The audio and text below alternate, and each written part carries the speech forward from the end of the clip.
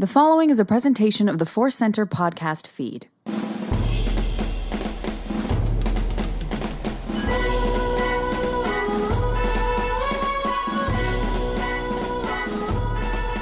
From the center of the galaxy, this is the Force Center podcast feed. I'm Cat Knapsack for another edition of Star Wars Ranked. Me and a guest ranking things in Star Wars, taking our favorite things and putting them up on a big board with numbers so that all the world can see. And to do that, and join me, and for all the world watching, is Joseph Scripshaw. That was just a shockingly visual description of our podcast. I really liked it. Like we were on some Jumbotron screen and we've got this board. It's like, look, number 5 of best jackets is this, clearly, right? So visual. I envisioned us in a Vegas sports book, just throwing things up there, throwing up odds. And I like the idea of visual rank that, and then like models would come out with the best jacket, or kids would come out and reenact a scene. You know, there's for Star Wars Celebration up the road on the 5 freeway a little bit is the Commerce Casino in the city of Commerce. Charming neck of the neighborhood. No, we should go there, just do a live Star Wars ranked in the sports book and ask them if we just throw rankings up, and maybe people would be so confused, including me. And me, actually. You mentioned it, the jackets. I want to thank everyone who listens to Star Wars Rank all the time. But last week, our last episode out, 142, was our favorite Star Wars jackets. And we have not seen that kind of engagement on an episode in a long time. There was a lot of jacket engagement. I think every once in a while with Ranked, we hit the kind of topic that people sort of think about in the back of their mind, but don't get a chance to express. Like some of the big, deep ideas, like, hey, they get discussed all the time, or a hot button issue gets discussed all the time. But jackets, I think it's like that sudden, like people are like, hey, I have an opinion about that. I didn't realize how strong it was.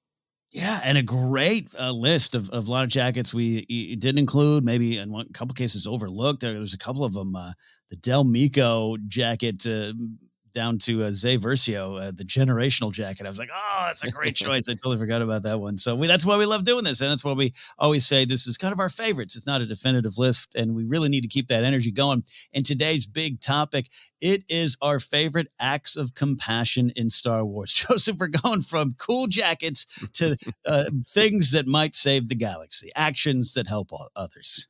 And there might be overlap between jackets and compassion. You never know with Star Wars, because those are the two big themes in Star Wars, compassion and jackets.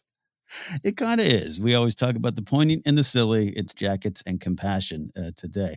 So in putting together this list, there was, as always, we leave it open for each other to kind of see whether we want to take the list, our own personal list, in the show itself. So there might be little tiny moments of compassion that lead to bigger things, or big galaxy-changing moments of compassion, and all things in between. And Joseph, in coming up with the list, there's one we, I think, both omitted because it's a moment of compassion without a doubt, and it's a big one. It's perhaps the one, but it just seems like it's its own entity, and that is Darth Vader, Luke Skywalker, the throne room at the end of Return of the Jedi.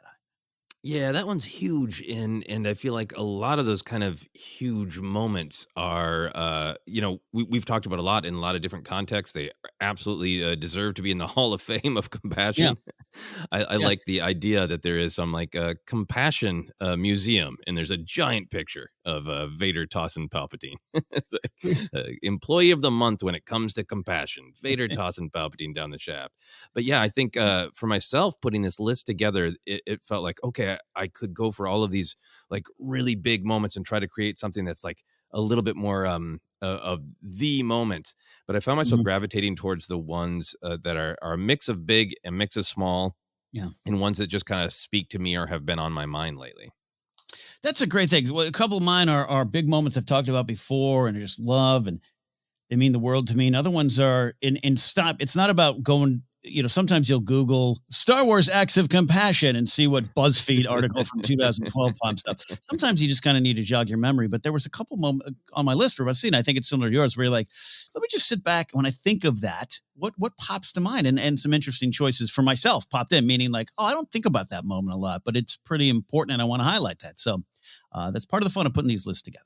Yeah, absolutely. For this one, I did go a little bit more on instinct. Like I always think through what's going to come to me and make a list. I pretty much went with the first 5 and then another 5 or so for the honorable mentions that came to me without sort of as much of the rehashing or agonizing that I sometimes do for my list. So this one, I tried to just let it flow like the Force.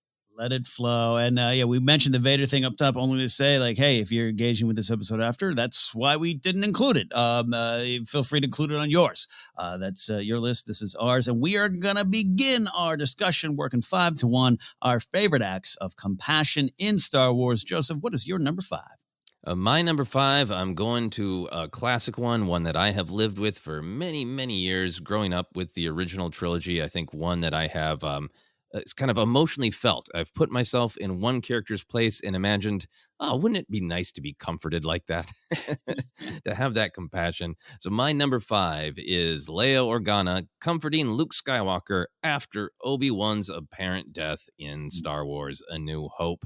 I think this is one that we have discussed a lot on Force Center. We've discussed it because it is a moment that I think flows beautifully in the film if you're really just following the film as it's primarily Luke's story. Yeah. There are other characters there, other important things going on. And if you really just follow it from Luke's story, it makes sense. And in screenwriting parlance, this is Luke's lowest moment, his moment of doubt. Can he go on? Should he go on after this devastating loss? So it makes total sense and it flows. But then you can look at it from the other perspective of, hey, is this kind of wonky because Leia has just been captured, imprisoned, physically tortured by the interrogator droid, emotionally tortured by watching the destruction of her planet, including her parents. And she's the one coming in with the blankie and the pats on the back for Luke. What's that about? And we've discussed that. Yeah. But I think for me, the way I wanted to come at it is both from the way it's always made me feel when I, as a kid in particular, identified with Luke, is it's one of the greatest moments of comfort and compassion I've ever seen. I just feel it of Luke just being like devastated of, I can't believe he's gone. And Leia just being there for him. And like, they've barely known each other for 5 minutes. Right. Mm-hmm. And that intuitive connection is already there between them. And you can feel the comfort.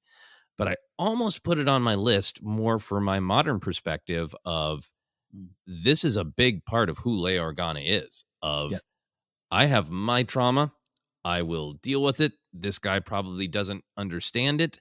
I have the strength to compartmentalize it. I will deal with it eventually.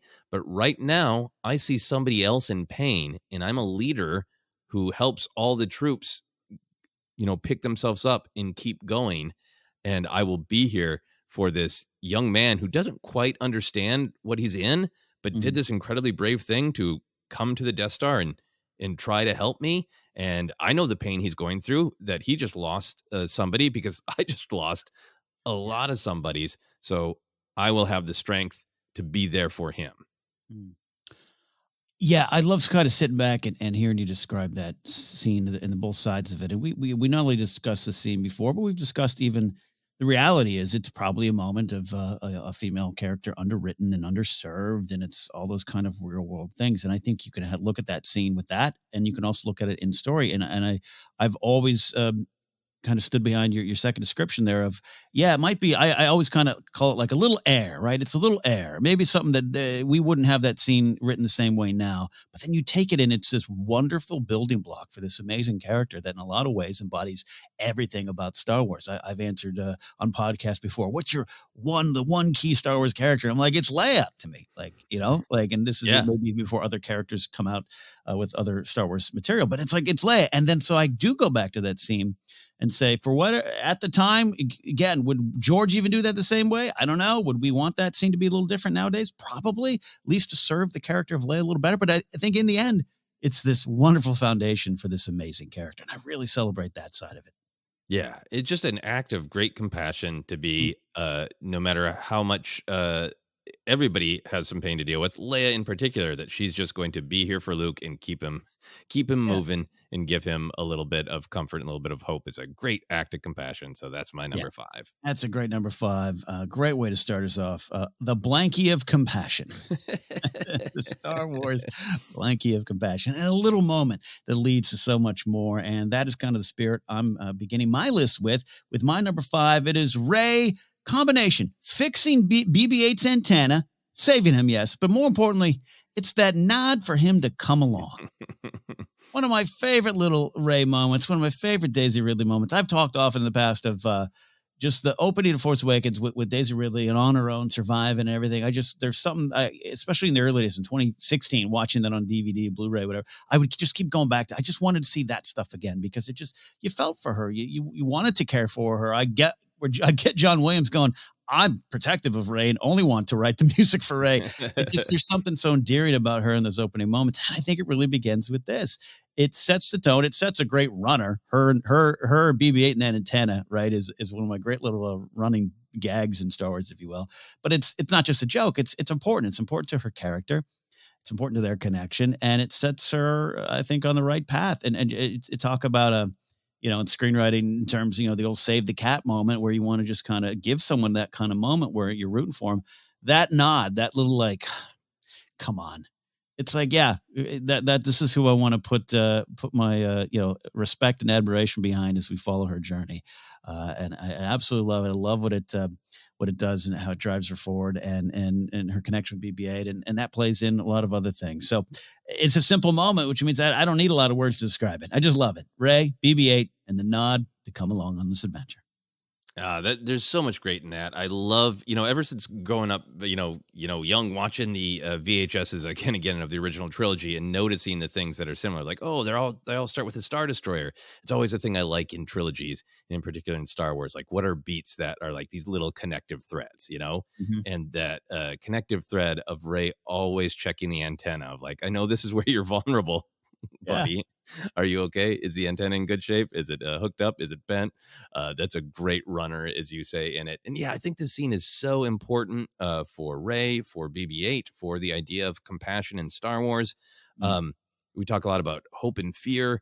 And I think one way that fear manifests is cynicism, right? There's a lot of the bad guy characters or even the morally ambiguous characters in Star Wars who have this perspective of, look, everyone is out for themselves, so only suckers would make themselves vulnerable by caring for others, right? Mm-hmm. And Rey has every reason to have that outlook, to have that cynical, everybody is just out for number one, and the fact that one of the first things that she does when we meet her is rescue somebody she doesn't have to, and then kind of put on that sort of like, no, you just go. I rescued you, but it's mostly because I don't like Tito. You go take care of yourself. You're not my problem.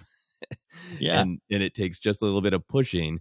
And for me, I think that's a big part of why Rise of Skywalker works really well. Is Rey has a lot of facets to her, like all human beings. She has a lot of anger from the horrible way that she grew up, a lot of fear of losing or hurting the ones she loves. But I think when Leia's like, never be afraid of who you are. I mean, I feel like part of that is, Leia could be saying, never be afraid of who you are because you're the person who rescued this droid and gave them shelter for no reason, just because that was your instinct. Yeah, that feeling, right? Hey, Finn's got some thoughts on feelings that you go with. Yeah, and I love to. You're right. I think it's the novel maybe explains a little bit more of. She's really initially upset, like it's kind of her territory, and Tito is taken from her stash almost. Like if this droid's in my territory, I can sell this for 60 portions, right? And how it just that motivates her because it's survival. She's a survivor out there, not just she's not a simple scavenger. That's how she lives. And I love that. And just and sometimes that's us in life, right? Like you get defensive or this and that, and then there's that moment in that voice. It's like that ain't right, and I can't do this. I can't just leave this droid beeping by itself in this desert. So yeah, says a lot. Yeah. And they bond quickly. Yeah. And I love that nod. I always remember that nod because I think it was my second or third viewing of Force Awakens once I'd really absorbed all the big picture stuff. And I, remember that my relationship with the films is not only like in all the big ideas and big moments, but what are those little moments that I look forward to seeing every time? And that nod, I always remember feeling like Oh, that's going to be one of those little moments years and years later when I watch Force Awakens. Like, I like that little moment. Yeah, absolutely is. So it starts my list off at number 5, which means we're up to your number 4 favorite act of compassion. My number 4 is a bigger one. It's one that the plot really hinges on, where the character study really hinges on. I'm going to Solo: A Star Wars Story, and it is Han stealing the coaxium for Enfys Nest. Yes. This is such a great study in buried compassion, compassion that can't be denied. I love that it is sort of, if you look at Solo as a character study, right? Yeah. He wants to be the rogue and the scoundrel and the outlaw. And he has, much like Rey, he has every reason to believe the perspective of, hey, we're all in this for ourselves. And he learns some of that harsh reality from Beckett. But there's this part of him that doesn't just have this a generic heart of gold, Yeah. has this sort of heart of specific empathy where he doesn't like big bullies. Yeah. Certainly doesn't like, organizations like the Empire stepping on people. And he has such a huge soft spot for orphans, right? Yeah. So all those things coming together, and the contrast between his conversation with Kira, where he's, being like, I'm an outlaw. I'm not afraid of anything. We can go on the run from Crimson Dawn. I already flipped off the Empire. I can flip off Crimson Dawn too. No big deal. I'm a bad, bad man. And Kira's like, oh, no, you're not. And he immediately proves it with this. And with her saying to Enfys, like, I'm the only one who truly knows him. He is going to help you. Not just because he's some Robin Hood who helps everybody, but you're an orphan who is in the right. You are the little guy. You are the people, and you are being stepped on by the big organized bully system. There's no way he's not coming running to you. Yeah. I love the tag is that Kira line too. You're absolutely right. I love that you picked this moment because it says so much too. Why we love Enfys. We kind of look at her as the new face of the rebellion at this time. It's not military. It's the people rising up and forming eventually military. But her needing to take that helmet off to be like, look, I need help. Enough of this. I need help. And for Han to get that, for Han to see it, and yes, he's always in conflict. Yes, he wants to run away or be something else. But for Kira to say it so plainly, nah, he's going to help you because that's what he does. Yeah. And he watches out for himself. He ends up getting that coaxium for Enfys, and that sets him on his journey. But this is really like, I can't let the system play out this way. So I think it's a great big moment of compassion, a character defining moment of compassion for Han Solo. Love it. And yeah, truly. Yeah. He's the character's still growing. We're all growing. You don't just level up and stay the same, right? Nope. I helped this time and I'm helping forever. No, I helped and I got my things I want to do. So I agree with you there. Great moment. Glad you picked that one there because Han is a compassionate guy. My number 4, we're actually going to Star Wars Resistance, Season 1, Episode 6, The Children of Tahar. And this is one that I had to sit back, have some conversations with some folks recently about Star Wars Resistance, you and I too off air, and we both loved the show. And it was a little bit of a different show. It had a little different vibe and look and feel, and people want that. And sometimes I think the show got just kind of overlooked. It came out at a weird time, the 2-season thing, everything. There's a lot of depth in these episodes. There's some pratfalls. There's some funny stuff. There's pets peeing on floors and the greatest janitor in the galaxy will peep it. But there's also some wonderful things. And this it's kind of overall moment of compassion, but then breaking it down to this moment with Kaz, Niku, and the Chelidae. Am I saying that right? I can't remember. The shell folk, turtles who kind of do all the the tasks. They're overlooked because they are like Opeep, the janitor, the engineers, as the people serving the Colossus, and therefore sometimes just kind of get stepped over in a lot of ways. And they might understand finding actual value in people based on who they are, not what they are. And along come Kel and Elia, the war refugees who come hiding to Colossus. The First Order's trying to hunt them down because these kids are survivors of a place that could tell the tale of the First Order. And in truth, have some, dark moments saying that he meaning Kylo Ren. And they describe Kylo Ren. And it was for us, I think, season 1, episode 6, Resistance is I guess, sillier at times, and I don't mean that just like it's a cartoon for kids. It has a different vibe. And this was one of the first moments I was like, oh, we got some bigger stuff going on this show. And long story short, for those that know the episode, of course, you get it. Kaz and Niku, or particularly Kaz, are trying to get these kids because there's a bounty, there's a prize, there's money, and Kaz is broke and he needs money. And Niku's picking up the tab at Aunt Z's bar. But when they figure out what's going on and who they are and that they need help, Kaz, Niku, and the Shell folk decide, they're going to help. And I think it's a great moment of the character of Kaz, the wonderful character of Niku, and in a Star Wars show that was geared for maybe a little younger audience, it is a big, powerful lesson of seeing people for who they are and what help they need and what help you can provide them, even if you might not be in the position to. What a great big lesson of compassion on a wonderful cartoon. Yeah, I love that you picked this one. This is in some ways a deep cut, because Resistance certainly has a ton of people who love it, but it doesn't get discussed as much. And this episode was particularly powerful from lots of different perspectives. I agree with you. It's in the press release. The show was geared toward a younger audience, which means trying to bring that younger audience in. But just because you're speaking to kids doesn't mean you are speaking, less intelligently. Or sometimes less with less complexity. And this episode does have a ton of complexity, and I think is really rewarding for Star Wars fans of any age. For one thing, it's an episode where you are really forced to see Kylo Ren through young, terrified eyes.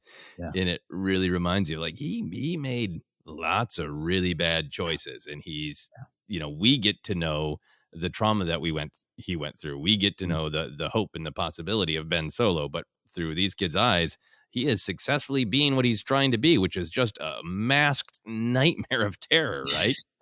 Indeed. So you've got this good emotion of, like, these aren't just like two kids running from like a goofy bounty hunter, right? Yeah. They're running from an absolute terror. They have vital information about the truth of the threat of the First Order. So it hits those stakes really, really well. And I think for me, I really like the moments where Resistance kind of dives into a little bit of Star Wars weirdness. In the shell folk, the Chaladi, the space turtles, their whole environment down there of working in the guts of the station of the ship is just beautiful and weird, and it all adds up to a great moment of compassion because the stakes are high. The stakes are high, and there's part of the theme that emerges when it's not just you're not exchanging compassion for information, or there's no value attached, but just by simply being compassionate, bigger things can happen, and they get this valuable piece of information that they do take back to the Resistance. Eloatzi makes an appearance. Poe, Leia's going to want to know this, and so there has value, but it doesn't come out of that wasn't what they did it for, and I think that's just simple. You're broke. Kaz is broke. Can't even buy a drink, but that's not going to stop him from helping others. So there you go. Kids, take notes, and adults, maybe more adults. Hey, adults, pay attention.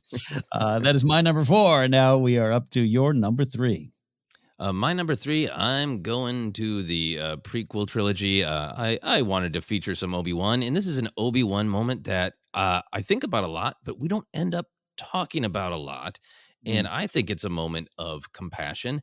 It's this bittersweet moment of compassion that is probably too little, too late. That's part of what I love about it. I think Obi-Wan has been compassionate toward Anakin for their entire journey. I think Obi-Wan truly values and respects Anakin. We get that in lines in Revenge of the Sith, like, he's never let me down. I think throughout the Clone Wars animated series, even though they bicker, I think Obi-Wan's love for his brother is very, very clear. And, Obi-Wan's desire for Anakin to succeed, not just as a Jedi Knight, but as Ahsoka's, teacher. I think all that is really there on the surface. But I wanted to go to this moment of compassion where throughout Revenge of the Sith, we know that Obi-Wan knows that Anakin is hurting, right? We've got the great line of, I'm not asking you to do this, the council is. We know that he's gone to Padme because he's worried about Anakin. But I'm going to this specific moment, that bittersweet moment that is the last time Obi-Wan and Anakin see each other before they are in conflict. And Anakin is in turmoil. He brings himself to apologize to Obi-Wan for being arrogant and impatient, and admits that he's frustrated with the Jedi Council. And Obi-Wan could do what he often does, which is kind of stay in grump mode, right? Yeah. And say, well, thank you. You have been, see you later. But Obi-Wan is clearly in such a place of compassion. It's one of the times on the big screen that we get to see Obi-Wan really, really knowing what Anakin needs right now is understanding and support. The scene even begins with Anakin going like, you're going to need me on this mission to get Grievous. And Obi-Wan's like, I don't disagree with you. So already being supportive. But go into these lines of dialogue from Obi-Wan when Anakin apologizes. And there's just so much warmth glowing out of Obi-Wan's eyes. And he says, you are strong and wise, Anakin, and I'm very proud of you. I've trained you since you were a small boy. I have taught you everything I know, and you have become a far greater Jedi than I could ever hope to be. But be patient, Anakin. It will not be long before the Council makes you a Jedi Master. A little bit of business at the end there, but I think that just such a moment of utter tenderness and compassion. We've been talking a lot about like the moments that often make me teary or move me in Star Wars are when one character gives another character something they just desperately need. And I think Anakin is in such turmoil. He's being given great advice by everybody he speaks to, except for Palpatine. And I think partially what he needs is less advice and more emotion. And this is the moment where Obi-Wan just kind of gives Anakin what he needs to say, you are great. You have become a great Jedi. You're going to be an even greater Jedi. I know I sometimes have been grumpy and hard on you because I want the best for you, but you're great. I'm amazed by you. Congratulations. It's such a moment of compassion. It's so moving to me. And I think one of the greatest tragedy moments in Revenge of the Sith, and I think one of Hayden Christensen's greatest acting moments, is that smile that he has for a moment is Obi-Wan leaves, where he's just kind of like his emotional coffers are filled up, but he's so in such turmoil, it fades immediately. Like you can see his mind drift back to the dream about Padme, and all of that love that Obi-Wan just poured into him was received, valued, and then pushed out by all of his fears. Yeah. Fear being the poison, man, that rots that well. I love this moment. And I wonder too, as we record this, we are a few months out from Obi-Wan Kenobi, the series, and the greatest rematch in this century. And everyone's geared up for them to fight. But I also kind of want to see if moments like this factor into any conversations or thoughts they might be having. These actual moments of brotherhood and connection and compassion. And maybe this particular scene is what Obi-Wan can't leave behind. More than Mustafar, the fights, and I got to kill him or whatever. Maybe that's a big override, but I just this particular moment, I maybe I did this too late. Maybe I should have done this more. I don't know. I'd love to see this factor in some way because it's a great moment. Yeah, and I love how much it continues throughout the storytelling. That it ties into Clone Wars season 7 when Obi-Wan's trying to get to Ahsoka, and like Anakin needs a call. Yeah, like if I could, I'd throw a surprise party for him. Like he needs everybody to rally around him. The guy's having a hard time. Yeah. It's compassionate. And I'm so very curious about the show. I could absolutely be wrong. So I won't state it as a prediction. I'll state it as a hope. I really hope that the show is a bit of the an emotional rematch, every bit as much as a combat rematch of, I think that's a great story to be told, that Obi-Wan didn't stop Vader, but he also didn't save Anakin. And I feel like he's got to have a perspective of like one or the other, but not like this, not something in between. Yep. I agree. And it's nice for this moment you described for Obi-Wan, to get a little win, because I think sometimes he's treated unfairly, like you said, he's a Grum. He has his own points of view. Don't overlook Obi-Wan. He's got a heart of gold, man. He does have a heart of gold, and I think it comes glowing out in this moment. So that's my number 3. Speaking of hearts of gold, some are buried in Beskar. My number 3 moment is the Mandalorian saves the child, because that's all we knew him as then, or, Baby Yoda. The Mandalorian Season 1, Chapter 3, Deborah Chow's directorial debut in Star Wars, The Sin. And I'm going to the specific moment where Mando says, nuts to this. I'm grabbing my blasters and I'm going back in.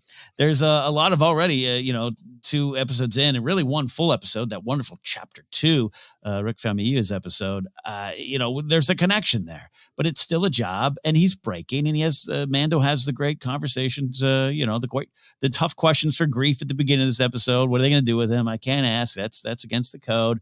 All right. So we know, I think we're rooting. I think we're hoping. And I think, realistically and logically, you kind of know the show's going to go somewhere. No surprise to me, at least in this moment. It wasn't like he was going to leave him to die. That just doesn't seem right. Doesn't seem Star Wars.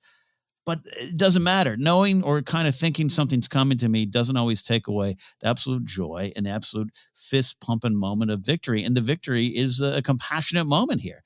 I'm going to throw off all that I know from my job, my training, the rules, maybe even a little bit of my upbringing. But also I think it ties greatly into who he was as a foundling and what he knew of that certain sect that we're all still learning more about.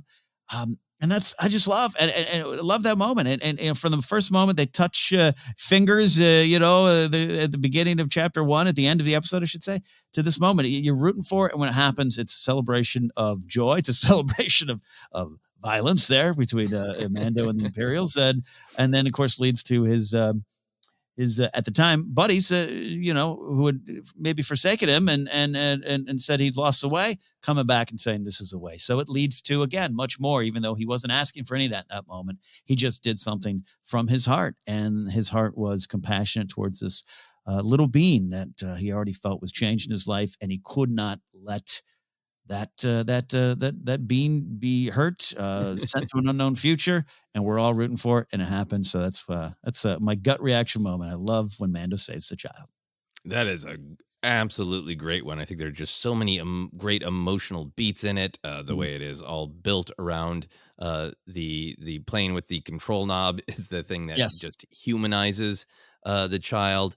The fact that it isn't that Mando dropped him off with some scientists. He dropped him off with some Imperials, right? Yeah. And the client gives off a vibe.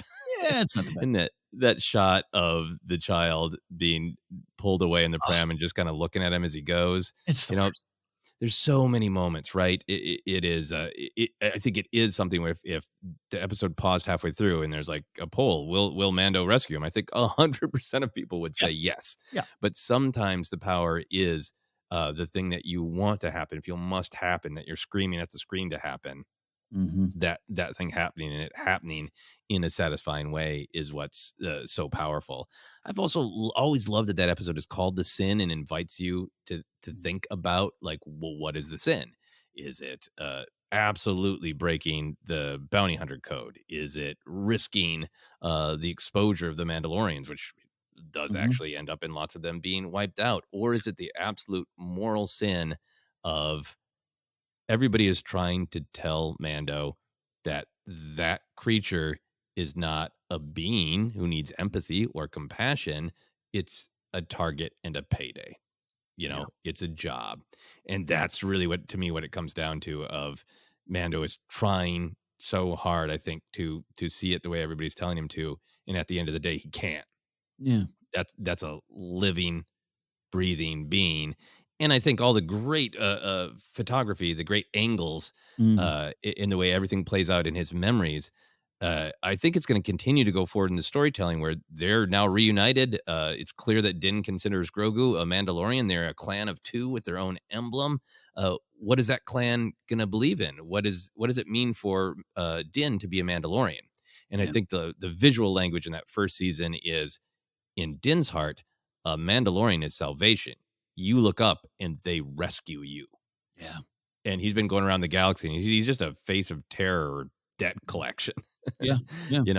And the reason he's doing it, though, is to help the foundlings, right? Is to find Beskar, find funds. He exists to help foundlings. To him, in his soul of souls, that's what a Mandalorian is. So I think the feeling that this little creature could look up and see a Mandalorian that delivered him to his doom is just, I think ultimately that's what Din can't take. That's not what a Mandalorian is to him. A Mandalorian is salvation. Yeah, Mando has salvation, and just I can't let that happen. I can't let that happen. That's that gut feeling that's driving a lot of these moments. Yeah. Compassion comes from the heart, comes from the gut, but that still means you got to make the sacrifice. You still got to do that action, even if it costs everything. And at that point, Mando probably thought this cost me everything, but I'd do it again. It cost him a lot. It did. That's my number 3 moment, which means we're up to your number 2 favorite act of compassion in Star Wars. Well, look, there's a lot of compassion in The Mandalorian, so we're staying there. My mind went to this. There are many, many Grogu moments that I thought about, or Grogu-related moments, but I'm going to the Frog Lady and Frog Husband babysitting Grogu. We're talking about some of these big Titanic acts of, saving someone from certain death and all these kind of things as acts of compassion. I know that the whole journey with the Frog Lady was controversial, which I really, really understand. And to this day, if there's somebody who goes like, that hits Grogu eating the eggs as a joke hits too close to home, and I don't enjoy it. I hear that. I respect that. I totally get it. Not trying to change anyone's mind if that's how they feel.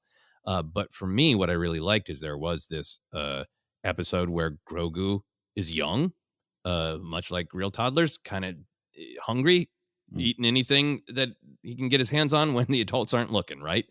And it pays off in this beautiful way where this kind frog lady who would have every reason to say to Din, like, hey, look, that was a pretty bumpy ride you and your child gave me.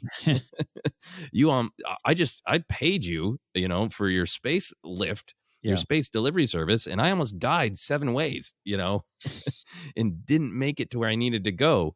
And now you're coming to my front door going, can you babysit this? And it would be totally reasonable to slam the door shut.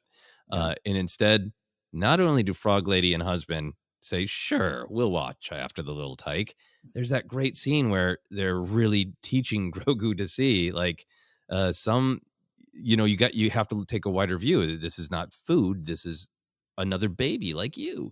And I think it funnels through into moments of growth that we see later for Grogu. Yeah. And for me, it's a great moment of compassion. It's one of the just kind of like fun, kind scenes that are like the weirdness of Star Wars, where if you just described it, you'd be like, well, that's a bonkers scene. How's that going to make me emotional?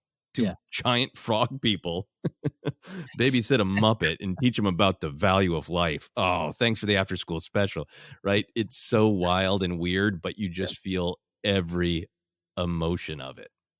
Yeah, a lot of compassion, and a different kind of compassion, maybe in some of the other moments here with blasters and coaxium and everything. This is truly this wonderful couple, there's parents and all these kind of things, and Bryce Dallas Howard moment too, right? Mm-hmm.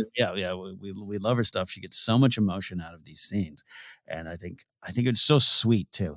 There's something to it there. Again, yes, bigger discussion erupted around the episode prior to that, but I think to have all that eruption, understandable, and we were there for those conversations too. Jennifer had a great perspective on that scene, on those scenes as well. But to answer all that with this moment of compassion, I thought, played well for me, and I'm with you on that. Yeah, and I think I would have more issues with it if it felt like a one-off joke, but it is, I think, very much about Grogu learning, and it pays off in this episode for me in this great moment of compassion, babysitting Grogu and teaching him a bigger, better perspective. Absolutely. Maybe one day he'll draw upon that. He'll when he can talk, and he's like, Frog Lady taught me everything. Love that there. From that sweet, small, loving moment, we're going to an epic fight, a duel that ends in death, but a great moment of compassion is found within it. My number 2 is Obi-Wan holding Maul in his arms as he dies in Star Wars Rebels Season 3, the Twin Sons episode. I guess we'll say again, yes, we have talked about this moment a lot. We did Force Center scene by scene. You can go back and listen to that episode. This has personally it was one of my favorite moments, and it's just become a moment I love more and more. So I even have my mini Funko Pop set up still, and Maul and Kenobi are squared off in a fight. I now have it as a screensaver on my phone. I thought you were going to say that they're posed, so mini Legos are holding. Mini Lego Kenobi is holding mini Lego Maul, which might set up now. If I could get them to do that, I would, but I instead only have the fight right before it. And I've said too, it's like immediately, I love the moment then, back in the day when it popped up. And I think I've gone back to this moment a lot to learn from and to kind of reanalyze and see what it means to my life now. And I love when Star Wars does that, but highlighting just a simple moment. We know what the fight's about, change versus not change and all those kind of things, all the wonderful themes there. It's the end of this long feud. Maul full of vengeance, and we know now a little bit even more of Maul's story. Part of the hole in his soul comes to the fact of I had Force skills, I had Force powers, and those Jedi didn't find me. Instead, I was, essentially sold into service of Palpatine by my mother, so to speak. And I became this blunt weapon of evil and vengeance, and it fueled me. Then I'm cutting two, and I have to crawl out of that, become a spider for a while, and I've just become this monster.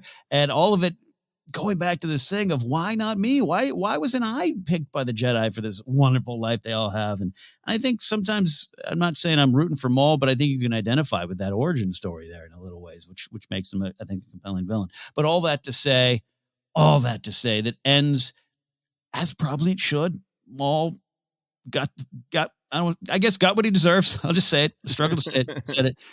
But falls into the arms of the man he's trying to kill, falls into the arms of a Jedi, and perhaps from a lot of perspectives, the Jedi in his life, and is given this moment of compassion from Kenobi to die, at least in that moment, with a little bit of care around. I won't say love. I don't know if Kenobi was like, yeah, I love you, man. Sorry. No, but I think Kenobi, going back to what you were saying, yeah, he's a grump. He loves bars. We all these wonderful jokes about Kenobi. He makes some mistakes, but here he is, the true heart of Kenobi, knowing that this is what this person needed in this moment. And as they go, they're not going to go out on the sands of Tatooine sliced. They're going to go out in my arms, and I'll ensure some kind of peaceful passing there.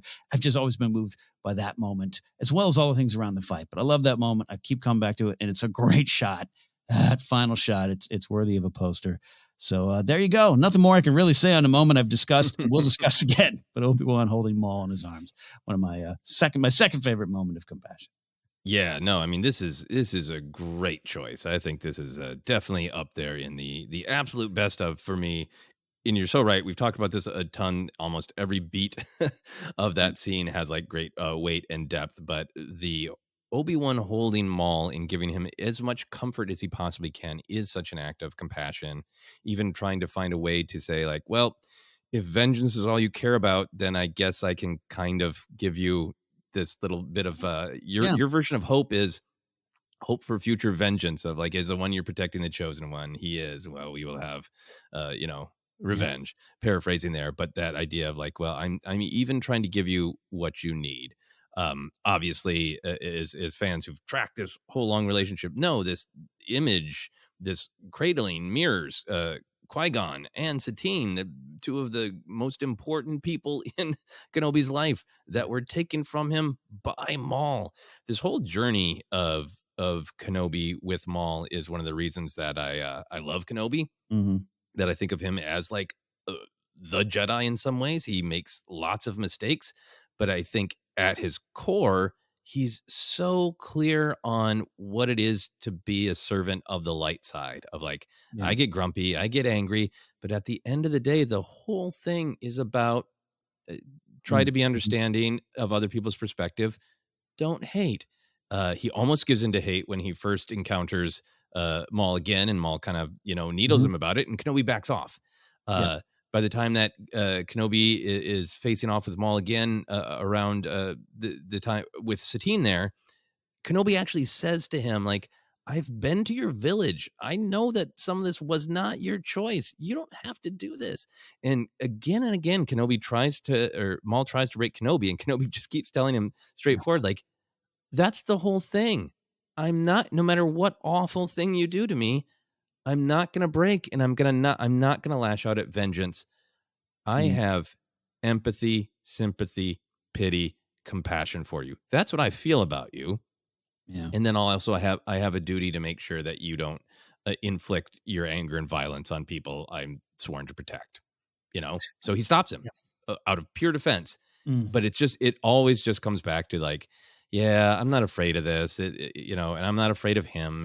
I have to heal this old wound, right? Yeah. It's all about compassion and that great Jedi distinction of like, I'd much rather just sit down and chat with this, chat about this and figure it out. I will absolutely stop you if you force me to, but it is not coming from a place of anger.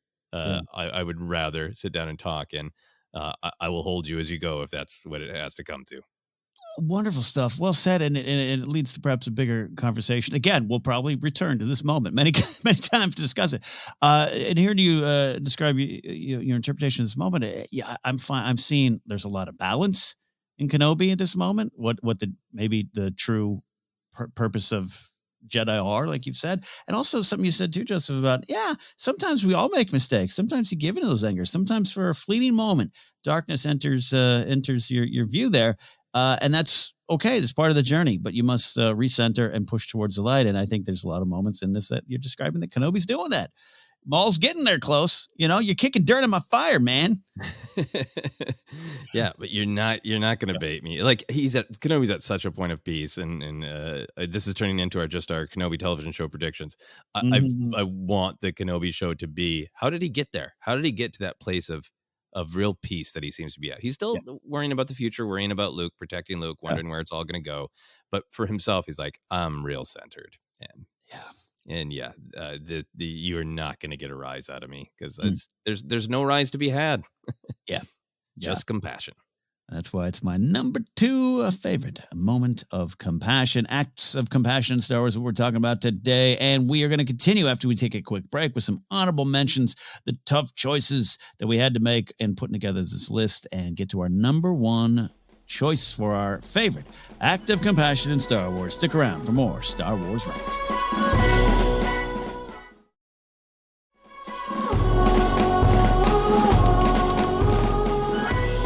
Welcome back to Star Wars Ranked, episode 143 in an ongoing series, ranking things in Star Wars down to the little moments of compassion in the sand and the big moments up in space and all the things in between. We have reached our number 1 spot, but as always, we're going to take a look at some honorable mentions. Tough, Joseph, as always. Like we say, it's tough to put together the list and again, where you want to go. And we mentioned the Vader moment up top. It's maybe its own thing. So I'll start with a couple little ones of mine. Then I really want to hear what almost made your list. And this one, I don't even know if it was an act more than it was an accident. But with the Force around, you never know. You never know if it was just an accident. I'm going back to The Phantom Menace, a movie I put on last night while trying to finalize this list. And it's Qui-Gon saving Jar Jar in the beginning, the very beginning, which starts the life play, which starts the Houston have a life debt with this Jedi here. Was it accidental? Was Jar Jar just in the way? And he technically kind of leaps onto Qui-Gon, like kind of gives him no choice. But, Qui-Gon still saves him. That's what I say. Qui-Gon still saves him, setting off a wonderful chain of events. In fact, I say this moment is the one that saved the entire galaxy. Look, I mean, Qui-Gon is saying move, and Jar Jar isn't. Qui-Gon could have given him a big old force push. Yeah. Instead, he gave him a force hug. Force hug, and he dropped to the ground so they both, can keep their heads there with that cruiser going over them there. But the tank carrier, but he saved him. He's like, I'll protect you. I'll protect you. And I think that's, again, how the Force might work. So Qui-Gon saving Jar Jar really could have just been the entire list. Yeah, no, that is a great one. Then I'm going to Rogue One, where we talked earlier about those little save the cat moments, those screenwriting tricks to make you go, see, you care about this character. And I'm, joking a little bit. I don't mean that too cynically, but it is what it is. But I love this little moment where Jyn saves the Jedha child, Pendra Sulu. I love this moment. I think Cassian sees it and sees, again, who she is at her heart. And we know her struggles. We know what's been going on with Jyn. We know where she's going to end up, but she's not quite there yet. But this is, again, going to some of the Han moments and some of these moments we talked about. It's what's in her heart. And in the middle of this explosion of violence, she sees a kid, a little child crying out in pain, fear, and she's not going to stand for that. It's not worth her own safety. She's going to go out and save this child. And I just love that little moment. I just don't want to overlook Jyn saving Pendra. No, it's such a great moment. I think Jin is somebody who has suffered a lot of trauma, and she's done her best, like we're talking about with Han, to bury it and lock it down and look out for number one in that moment where she sees somebody and a young child and really relates to that trauma and is going to risk everything to get that kid safe. Is a beautiful little moment. Yes, that starts my honorable mentions, but what are some of yours? Yeah, I want some bigger ones in their honorable mentions that I partially put in the honorable mentions because we've talked about them a lot. But a huge one for me is The Force Awakens when Han tries to reach Kylo. It is such a struggle for Han. You said it so well. Like, just because you have a certain kind of victory once in life doesn't mean that you don't have to find it again. Emotions are never super easy for Han Solo. But the fact that he is willing to risk everything, walk out on a railless bridge with an angry Force user, it doesn't matter that it's tactically unsound. It is Han trying to reach his son and opening himself up in a way that's really hard for Han to do. And as we've talked about before, even after Kylo does the worst thing imaginable, that cheek touch that says there's nothing you can ever do that will make me stop loving you, that to have Han Solo's last act be compassion. So good. So that one's on there. We talked about this a lot recently on Mandalorian, or rather Book of Boba Fett report. But it really means a lot to me. I've been thinking about it. I think it is in some ways connected to the great babysitting of Grogu. Grogu soothing the rampaging Rancor. That is, it's a really huge Star Wars moment to me. I think it ties into everything that Grogu has been learning, to really try to see other beings as sentient beings. I think it ties into everything that Luke has been training him to try to find balance, that size doesn't matter, that, then he's telling about Yoda, and he was very small, but his heart was huge, right? And it's just in one weird image, a lot of Star Wars ideas of you can see things on the surface, and you can see anger, and you can meet it with anger and smash it back with violence. Something's going to hit you. Well, hit it harder back. And what if there's another option? What if you can reach out and go, I see you, I understand you, it's okay, let's take a nap together. It's the cutest moment in Star Wars, perhaps. I love it. What the setups of the scene is like, when Ranky the Rancor, as I keep calling him, is going on the rampage, and like his allies, his friends start shooting him. I'm like, no, you can't do Sarah, my wife, screamed, no, what are they doing? Stop them. Stop them. And Grogu knows the score. And you're right. I think it goes back to the Frog Lady moment and her husband. I think it goes to Luke lifting all the frogs, part of the community. Your powers can be used for more than just your own needs there. Yeah, I think it all tracks and leads to perhaps the greatest moment in Star Wars, a nap with the Rancor. And it's so clearly about compassion and tenderness. It's not just I got to stop this Rancor. I could use violence, or I could calm him down, because the way Grogu walks up and pets his little face and then cuddles up. Oh, so great. Yeah. We were joking at the top that there's connections between all Star Wars themes, including jackets and compassion. A moment I wanted to throw in there as well is not only has Poe said that Finn can keep his jacket because he looks good on it, after Finn then gets that jacket cut up by vicious attacks from Kylo Ren while Finn is unconscious, Poe stitches up the jacket. It's a deleted scene where we learn that, but you can see the stitches right there when he's giving him the jacket. Love that moment. Great ones. I know you get some more here. I'll throw out some of mine. This going back to Han, I think, I was trying to, love Han, and there's so much compassion in his heart, and trying to figure out one of the moments that just jumped out to me. And I think it has, it's a chain reaction moment where, it's Han running back for Lando and L3 after L3 is shot there on Kessel. And we know that Chewie has a reaction to that and decides maybe, hey, I'm invested in this Han guy. And it's in the heat of the moment, and it's really a matter of, it's your own safety, the mission safety, so many stakes around you, but you're going to go back. You're going to go back for a friend. And this is the constant war with Han that I love. I love about his character. I love he learns and makes mistakes, 2 steps forward, 1 step back. That's very real. And so this one just, again, comes from the gut. There's no plan with Han. He'll figure it out. He's going to go run back for his new buddy and the droid he just lost that he has a connection with. So I love that little moment. Yeah, and it's so powerful that Chewie sees that, and Chewie's like, that's who that guy is. Yeah. All right, I'll stick with him. He needs my guidance. He needs my help. Another one is, this one was when I was kind of just sitting back and maybe what are the moments? What are the characters actually? And I think you probably put together list the same way of like, what are the characters that just kind of you feel might have the most compassion swirling around their hearts? Which doesn't mean if a character is not on our list that we don't think they have compassion. But I went to, you're going to go to Leia. And I went to a moment in Leia, Princess of Alderaan, Claudia Gray's wonderful book, still one of my favorite Star Wars books. And is the first big moment where young Leia is on Wobani and can't, it wants to save these refugees. Things aren't good there. The oppression of the Empire is being felt, but it's still, they're under the rule of the Empire. And here she is, this royalty from Alderaan, just learning the ropes. And she can't get the crew out. She kind of gets in trouble. And she comes up with this idea to hire Wobani refugees as crew, about 100 of them, as much as she can fit on the Tantive 4 to get them off planet. Now, it does have some, there's some ramifications. Her mother and father can't really explain what's fully going on. It might have, Breha gets a little mad at Leia, like, hey, you kind of messed up your father's negotiations to get all the refugees off to safety. And so there's some bigger lessons there for Leia as well. But I think, again, it goes to this core, this young princess, well-to-do, affluent, a good life ahead of her if she just wants to put her head down on Alderaan, and we know the fate of that planet, of course, not good, but Leia, no one knows that. It's not good.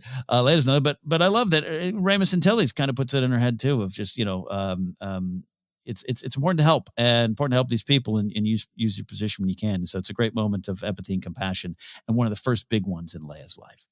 Yeah, and I love that it's a mission for Leia of like, I'm helping people. That's what I do. So I'm not going to be here and not help people. Yeah, probably she's like, you know what? And if I need to put a blanket on someone, I will. The final one for me, I'll kick it back to you. I was looking at Phantom Menace. I was trying to find moments in there, and I stumbled on the Qui-Gon Jar Jar one to start my list off here in honorable mentions. But there's some great ones with Anakin. Including, I'll race in the pod race for you, Qui-Gon, Space Wizard. Yeah, I want to do that because, Mom, you say we need to help people, right? That's a big moment. It's a big moment. But I was watching it, and then what sets that all up is a sandstorm is coming, and Anakin looks at his friends like, "You got shelter? Well, we're going to get back to our ship. You're not going to make it in time. Come back. I'm going to give you shelter from the storm. Come back home." And Qui-Gon, Padme, and Jar Jar are given a safe haven in this storm by this kid, and it is to me one of the big first moments of compassion. The novel has that great moment with Anakin and the injured Tusken. On the movie, not a lot of people are super familiar with that. If you ever read Terry Brooks's Phantom Menace novelization, I think it's a great book, and that's one of my favorite moments in it. So that's in the heart of Anakin, and I think this kind of shows that in the movie in a small way. Absolutely. I think Shmi has taught Anakin well, and he is just full of compassion. There's so many little moments, but that one's probably just the most, hey, your stranger's in trouble and I can help. So come on. Yeah, and watch it again. I think it's one of Jake Lloyd's finest moments because he's kind of like, we all have those friends who's like, well, you don't have nonsense. Come stay with me this weekend. You don't need to go hotel. Like, it's just like, he's just like, I get the bill. Don't worry about it. Don't worry about it. Cause this is what I do. I help you. And it's great energy in that scene. I love it. Did you have a bad breakup? I got a couch. Come on. Yeah. You moving Saturday? I'll be there with boxes and pizza. Don't worry about it. So I love that. A couple other honorable moments for you, sir. Yes. A big one for me is Finn going to Starkiller Base for Rey. That has some implications too, and it's realized that he doesn't quite have a plan. Yeah. But the utter compassion of we've made this connection, and you saw me for me, and I see you for you, and that matters, and you shouldn't be just grabbed away. You're as important as anybody else, and that moment where Chewie roars the truth, so Rey knows that Finn came back for her. Beautiful moment of compassion, and sets up a lot of their journey through the rest of the trilogy. I went with a deep cut of the in the novels as well, and that is the revelation in E.K. Johnston's Padme books that Padme is deeply, deeply affected by seeing the situation on Tatooine, that there is still slavery, that the Republic is not in a position to extend its reach and do anything about it, that the Jedi aren't intervening, and Padme's like, well, no. Yeah. And the idea that Padme sends Sabe to Tatooine to try to free Shmi, that reads is very true to me, to that character of, I'm going to use what power I have to try to make a difference in this situation. It's a great moment of compassion. Love it. That's a great choice. And final one for me, this is justice for somebody who doesn't always get brought up when you're talking about things like compassion. I'm going to Lando Calrissian. A lot of this list we've talked about people who you would think would have just the, hey, I'm in it for me. Maybe even a spouse. I'm in it for me. Lando Calrissian is often blamed for not chasing Vader away from Cloud City, not warning Han and Leia right away. He's looking out for number one. He's trying to keep the city safe. And then he realizes, yeah, no, this deal's getting worse all the time. So what does he do? He rescues Leia. He rescues Chewie. He rescues 3PO. And he warns the citizens of Cloud City. He did not have to do any of those things, right? He could have just rescued Leia and Chewie and said, and as a condition, you're getting me out of here. And he could have been like, bye, suckers. See you around, Lobot. And I know there's some more stuff in the comics I've been reading about this, of his connection to Cloud City and Lobot. That stuff's all great. But even just looking at Empire Strikes Back, the fact that Lando, I got my own problems, Calrissian, took that time to say, the Empire's coming. It's no good. I care about everybody here. Get out while you can. I love it. The trustworthy scoundrel, man. Yeah, absolutely. And we always go back to the great Billy D. Williams at Star Wars Celebration going, hey, back off Lando, man. He's a survivor. He had to do what he needed to do, but he's got a good heart. Yeah. Did anybody die? Did anybody die? No, I love it. And the added detail is also like, hey, warn the citizens because they're my people here too. And Lando's losing it all. We keep talking about these moments of compassion come out of for the other people and often at the cost of yourself. And Lando loses everything. He loses everything for this moment. He absolutely does. He loses everything to tell Wilro Hood to grab his Camtono. Grab it and run. Great honorable mentions. Man, we could have done a show just on those, but we have reached our number one choices here. Our favorite acts of compassion in Star Wars. I'll go with my number one, so Joseph can close the show with his number one. And my number one is going to Return of the Jedi. No secret here. One of my favorite moments. It is Princess Leia Organa. She is knocked off her speeder bike. She's knocked unconscious. A spear is jabbed in her side as she wakes up to find a teddy bear looking at her. A lower life form. And what? Stop that. And Leia gathers herself and sees Wicket as a potential ally. Again, not for some exchange. Not for, I'll help you, you help me. Just in that moment, sees him as something else, sees the fear in his eyes over any sounds he hears, sees his, how she get his attention. She can give him food, which is the way to my heart. I'll be your ally. You give me a snack. And it starts at simple, and it's Ewoks. It's Return of the Jedi. But you and I have discussed this moment before, and how it is, in many ways, it's the core of the rebellion. And how this key Star Wars statement on everyone has value versus the Empire that shows up on this planet and is just setting up shop, kicking these teddy bears all around the planet and not thinking anything of them. And here comes Leia to see it in a different way. And it's, to me, an alliance earned out of respect and humbleness and compassion, and a move not unlike her mother, breaking with history and generations of unresolved issues. That's saying it nicely with the Gungans and the Naboo, and her mother humbling herself, asking for forgiveness and asking for help. And I think in this moment, Leia isn't seeing, again, you get me out of here, I'll get you out of here. It's like asking for help because I need help. And I think that leads to so many great things. It is my favorite little moment. It is the snack that changed the galaxy. And I love Leia for it. And it's my number one moment. I think that is an absolutely great choice. I think a big part of, compassion is seeing value in other people, respecting who they are, their knowledge. And I think that's a big part of it. Like right away with this, when this happens and when she starts to make a connection with this jittery little guy, they work together to get out of trouble with the biker. And then Leia thinks she knows the way to go, and Wicket going, no, it's actually this way. Right. Yeah. And her just respecting that. And that leads to so many great things. They take down an empire with those little marketing ploys, as they were called in '83, right? And to this day, to this day, indeed. And yeah, my relationship with Ewoks has been like, loved them because I was 7, and then that's right, they're stupid, right? I heard they're stupid. Someone told me they're stupid, so I'm going to say they're stupid. And then you and I start working with Jennifer Landa, whose love of the Ewoks knows no bounds. And then I start to see it all in a different light. And this scene grew in importance for me over the years. And this is why I celebrate it out as well. So I love those A Ewoks. long and great Ewok journey. Indeed. That is my number one choice, but that means we've reached your number one choice. Joseph, what is your favorite act of compassion in Star Wars?